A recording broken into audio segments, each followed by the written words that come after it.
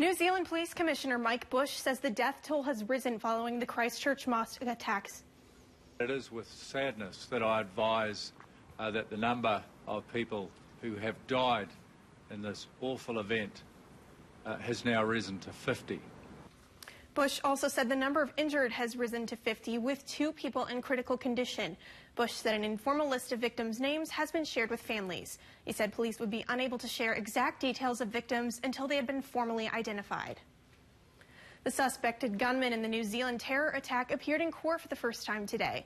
28-year-old suspected gunman Brenton Tarrant has been charged with 1 count of murder so far, but that number is expected to rise. Armed with at least 2 assault rifles and a shotgun, Tarrant live-streamed 17 minutes of his rampage at 2 mosques. 50 people were killed, 34 others were taken to the hospital. 11 are currently in intensive care. People in Christchurch today continued to pay tributes to the victims of the attacks. They laid down flowers and candles to commemorate those who were murdered at New Zealand's deadliest shooting.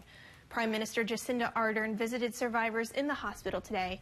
She also told families of the victims, saying she brings them the best wishes of New Zealanders.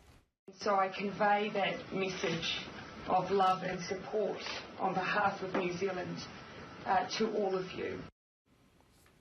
The Prime Minister also talked about the gunman and his white supremacist views. He was not on a terrorist watch list, but had been making racist and threatening comments for some time.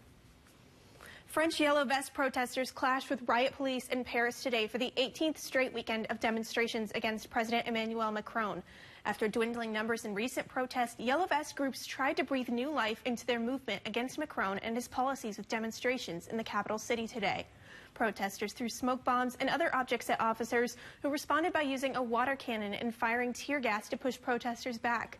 Later, vehicles were set on fire and businesses along the city's largest street were damaged.